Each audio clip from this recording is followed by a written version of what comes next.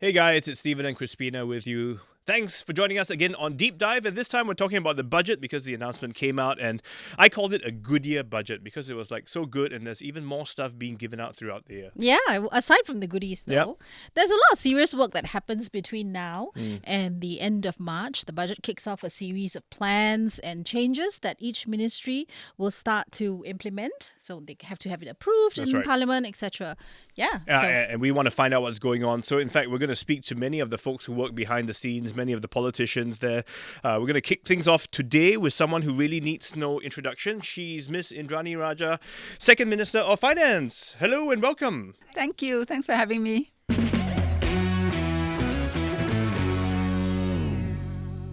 We had a look through our social media, and there were some mixed reactions to budget, right? I mean, people are always grateful. I speak for everyone when I say we love the CDC vouchers, for sure, and the top-ups and the rebates. But, there was a sense some people were saying, right? I'm sure you get this too.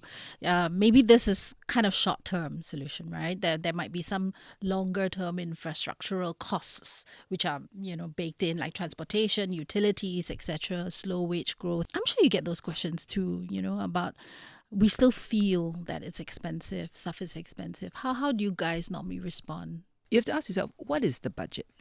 And the budget is a strategic plan. It is our financial plan for the Singapore family. Yes. Right?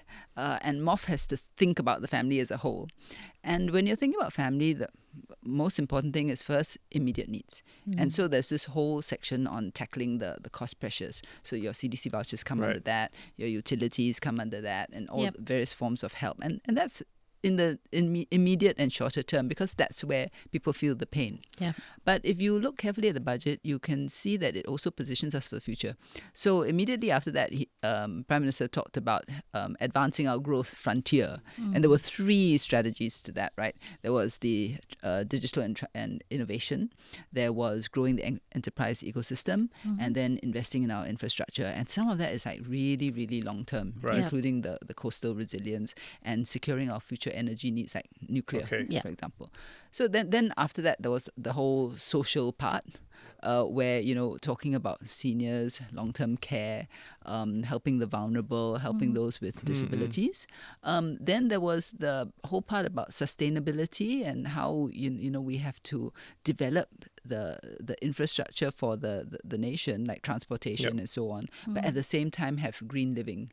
And then, of course, he talked about our fiscal position and how we should have unity. So you can see that the budget has different components. Yeah. But most people will look at the part that's relevant to them. Of course. That's right. Yeah. And I guess it is important because the day-to-day needs have risen. Cost of living is going up. People feel it the most, right?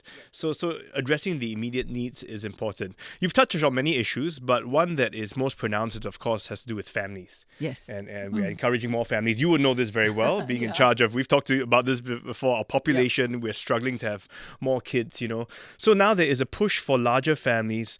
Do you think this sort of monetary push is the way to go? Because many families have said, yes, the money is nice, but I want more support in other ways, in other areas, like time, more childcare leave, things like that. This year's budget adds in something new to actually a whole raft of new measures that we have put in the last few years.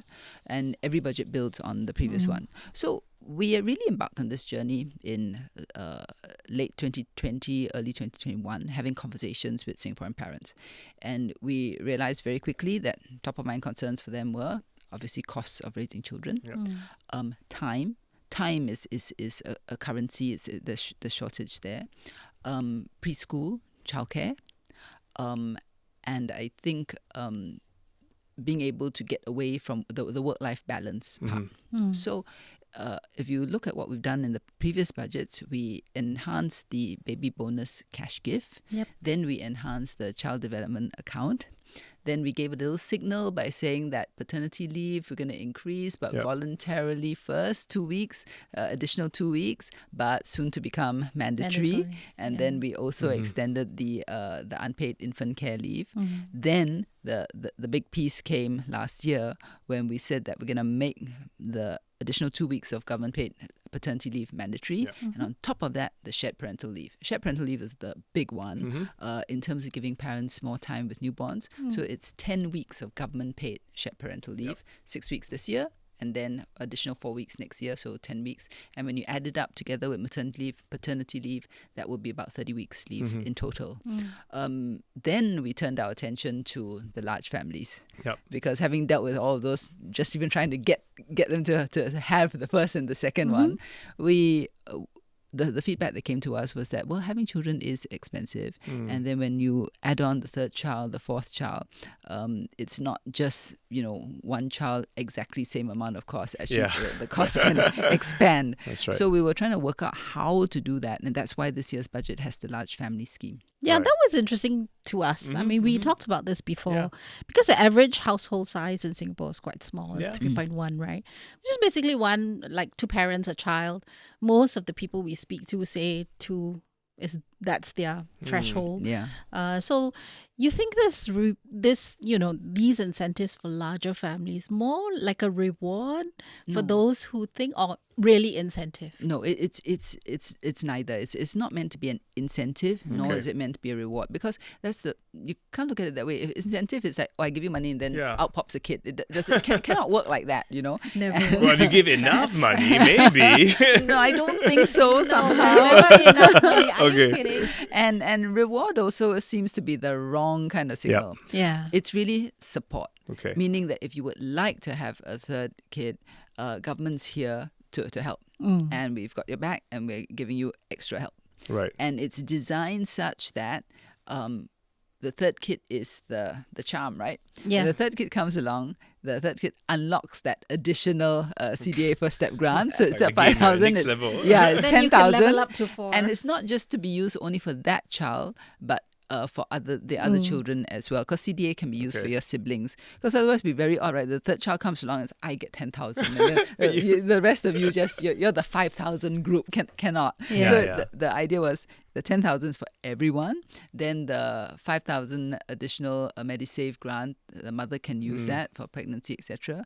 And then for each kid that's the third child and above, they each get the $1,000 Life SG credits. But that benefits the whole family because you can use it for the family. Yeah. But why only third kid and beyond? Why couldn't we have started with second kid, for instance? Because I think, as you said earlier, most families are 1 to 2 children. What we're trying to do is trying to get people over that next hurdle. And also the government has to maintain the budget, right? I mean, that's the whole family budgeting. But we already don't have enough to replace ourselves to some extent. So, I think if we were willing to, more support. Because again, as we all know, having a child in this day and age is challenging, and then the cost, because maybe it's our own expectations as parents. You always want the best for your kids, right? So I think so, because when we were growing up, it was seem very different. We had a lot more cousins, and our uncles and aunties didn't seem to mind having more children. That's right. That's right. And our cousins turned out generally okay. And some of them. Okay. Coming back to this idea of what's in it for me, right? I know that's a very natural kind of thing. And some parents were hoping for more childcare leave, right? Because they were saying that, parents now, each parent has 6 days. And then if you have more kids, they fall sick, etc.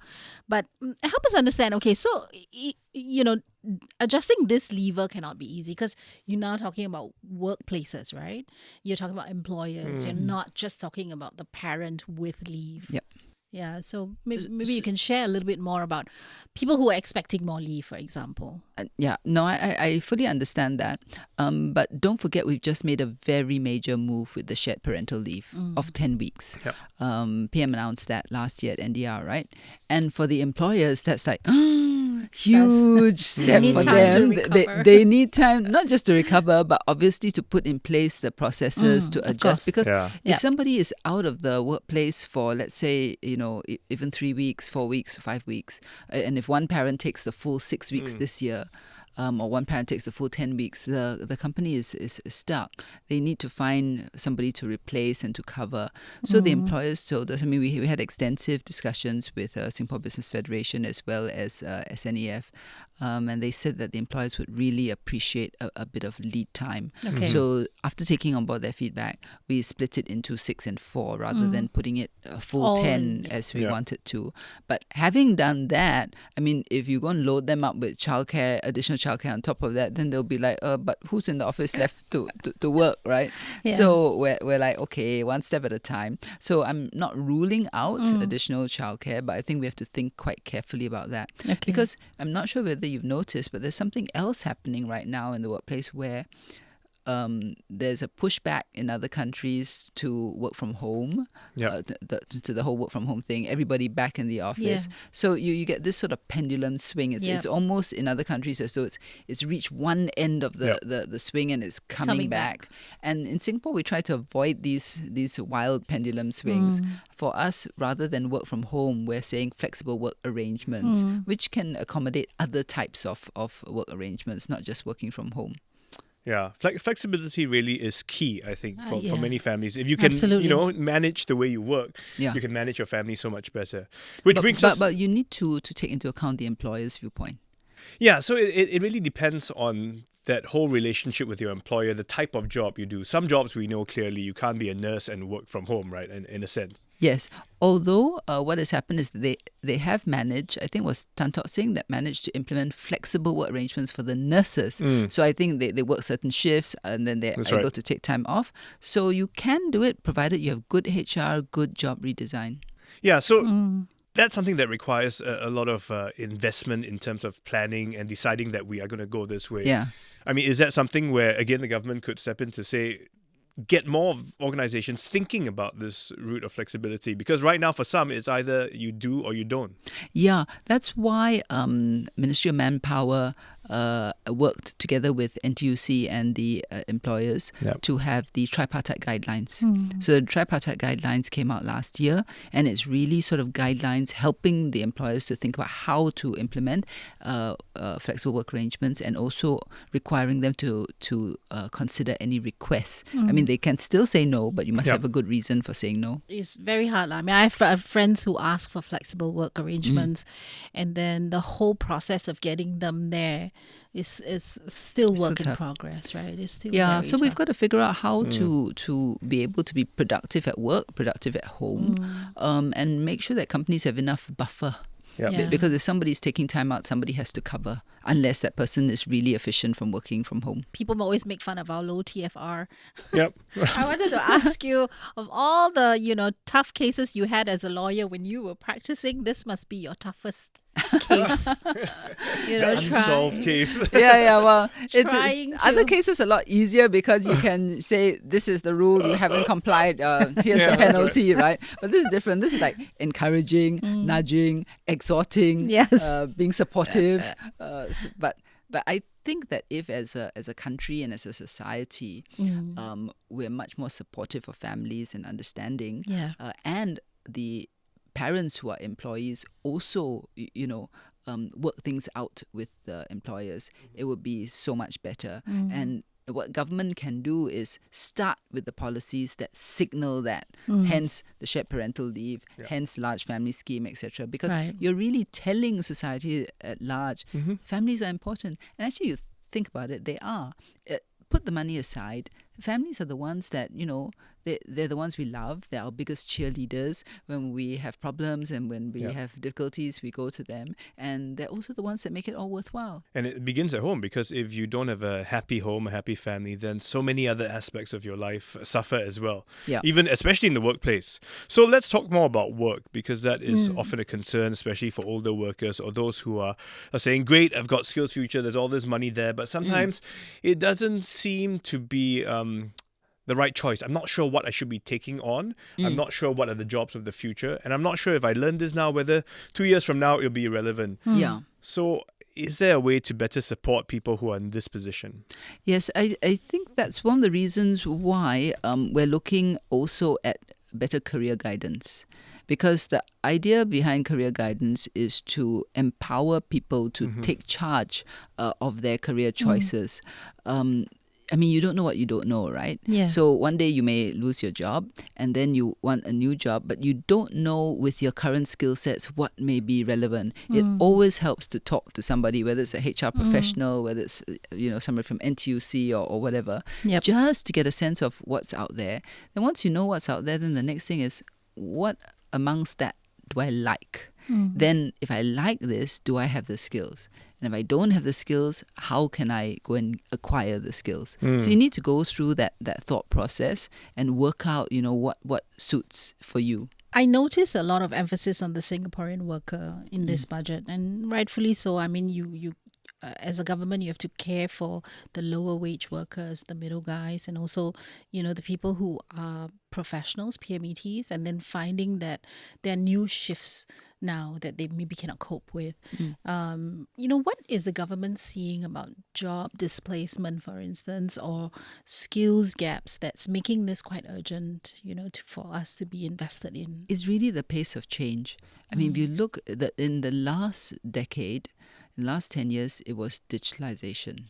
Now it's innovation and AI. Yeah. Things are changing so quickly, and the world's not going to stop for us just because we're Singaporean. So what we want to do is make sure that Singaporeans are equipped to be able to deal with this fast-changing, dynamic world. So that would be the broad group of workers in general. But then there's also the ones who are more vulnerable. So that's why we have the Senior Employment Credit to encourage employment of seniors. We have the Enabling Employment Credit for the persons with disabilities, and then we have the Uplifting Employment Credit to encourage employment of ex-offenders. Yeah. So we do the broad range, then we also look at the specific groups with need. I want to talk about pivoting. It's one of the things that we talk a lot about in our work podcast, which we try to get people to understand that, okay, maybe you can pivot to be employable for a longer time. In reality, though, there's some friction on the ground. So I'll give you an example. I have a friend who was an educator and decided to do counseling. So she went and did a degree. She really, struggled because she had to hold on a full-time job and then study. So the interesting thing is, now that she's ready, the jobs that she has to apply for are entry-level kind of pay scale, which is this is the system, right? I mean, this is an economy. That's how people would pay. You don't have the experience, even though you're in your late 40s. So the trying to pivot is tough, actually. On the ground, it's there's some friction. Do you see this, often? Because she had to take a big pay cut as well. Yeah, that's right. Okay. Yeah. I think that's a fair point, because it really depends on whether you have a progressive and enlightened employer. Because if just because you've now got this new qualification, if the employer treats you as a completely new entrant to the job market, discounting the experience that you have from your previous job, that's probably not very fair as well. But on the other hand, the employer may not be able to give you, the same pay that it would somebody who's been at this for 5-6 years. That's right. So that's why I think good HR is very important, where you design and you look at your HR structure and you place people just right, taking into account not just their paper qualifications, but their experience, because some skills are portable and, some people are very experienced and they're good at dealing with people beyond just paper qualifications. Yeah, that's right. I mean, or you could just start first and then hopefully move on, tap into all the government. No, but you need grants. an employer who will be a bit more enlightened to have that conversation with the new employee and work out her strengths, and find out what else she could be good at that maybe a younger person could not be as effective in. I mean, when you have your Meet the People sessions, for example, when you speak to your residents and all that, what are some of the common areas of concern when it comes to jobs for them? Well, I did have a case just the other night. Guy was 38 years old, and hadn't been working for some time because he was caring for his mum. But he was at the point where he felt that he needed to start getting a job. And he wasn't sure how to start at all. So I was glad I was able to tell him there was such a thing as Skills Future. Oh. I asked him what was his previous qualification. He said a NITEC, which means that he has quite a lot of options because he can go back to a higher NITEC, or depending on what type of NITEC he had, he may be able to go on to poly, or he can do some of the Skills Future courses. So anyway, I wrote to WSG for him to see how they can assist him. But for somebody like that, actually having Skills Future programs is so important. Right. Because otherwise, where would he even begin? Yeah. And also for people who, suddenly find themselves retrenched, right? I'm hearing quite a lot of that, in their 40s and 50s. And then they're like, okay, where do I go? So actually there is, there's a lot of support to go to. It's just that it sounds like quite a blow, after having worked so long. Actually, for the group who has just lost their job involuntarily, that means not by choice, don't forget that this is the year that the Job Seeker Support Scheme kicks in. Yeah. So PM announced that last year, but this year's budget will obviously support that. That is, I think, $6,000 for the first 6 months, with I think 1,500 paid out in the first month, to give the person some breathing space so that they can go for training, and they can also tap obviously on the Skills Future and other courses. Yeah. So there will be, there's a place where they can go, where they can say, okay, these are my skills. This is what I can offer. And then somebody will help them. That's right. At least open some doors. I don't know. At the start. But the other thing that's good, I think there's also for the skills upgrading, there's now the funding is open to part-time courses as well. So I think that's important, because if you can start planning in a way for our retirement, like our second careers. I don't know. Yeah. I mean, most of us are not thinking about it, but it would be good if we could. Char kway teow, right? Me, I So don't. I love to eat random. Hokkien mee and char kway teow. So I've been trying to sign up for a course to learn how to do it, but I haven't got around to it I yet. think So you better do apprenticeship. yeah, hands on. They won't even let me in the kitchen there first. I don't think I'll buy from you. Yeah, thanks. You never know. But for the part-time one, don't forget there's some who may want to do the courses part-time just simply to be able to equip themselves better for their current job. Because they're stacking up skills, right? So there were two types, right? Some people think that, I can use my credits to do things I really want, all the fun things that I want to do. And then the others really think about jobs, like, okay, social media skills is going to be really important. I want to do that. So there's space for, What would you use yours for, Crispy? Social media skills, probably. Oh, really? Okay. Yeah. And Minister, what about you? If you second life, second career, if you could start. Maybe Pivot. Maybe graphic design, because I like design. Okay. And yeah, maybe just Can you draw? drawing better. I can draw a certain amount, but I'm not Never mind, nowadays with nowhere near as technology. good as the She must have been one good would at like to be. That's okay. I want to touch on aging, because your mom is, she's lived. She's 101. Wow. Her birthday is next month. Oh, wow. Wow. Happy birthday. No, I've seen her pictures. She looks incredible, like fabulous, right? So, having, to care for her, seeing how long her life was, what do you think is your own, when you think about it, like in your mind, is an ideal plan for aging? Like, what would be ideal for you personally? Well, I think you have to stay healthy both physically and mentally. And this is why MOH's push for going beyond treating illness to building health is very important. They introduced Grow Well SG, that's for children. And then they've got Healthier SG to sort of help you in that journey through life, and Age Well SG as you get older. So, what you eat, what you do, whether you have enough sleep, how you cope with stress, all of that has an impact on how you're going to be when you reach a certain age. And do you think the way we have it now, in terms of the support in caring for our elderly folks, our seniors, is that another area? I know there's more being given for caregiving and home caregivers and things like that. Is that also because we realize that, we know we are an aging population and this is going to be a bigger concern? Yeah. Yes, it's going to be increasing and a growing concern. We've started that journey, but I think it's going to be coming on us quite quickly. Yeah. So this budget basically shores up support for that. It increases the subsidy and the coverage for the residential care for the long term, care at home and in the community, increases the caregiver grant, because you're not going to be able to put everybody in a nursing home, and not everybody needs that. Or wants that. So HDB has been looking at community care apartments where they can live alone independently but tap in the community. HDB is exploring other kinds of community living models. But at the same time, for those who want to age in place, then obviously you need to have more support for the caregiver at home.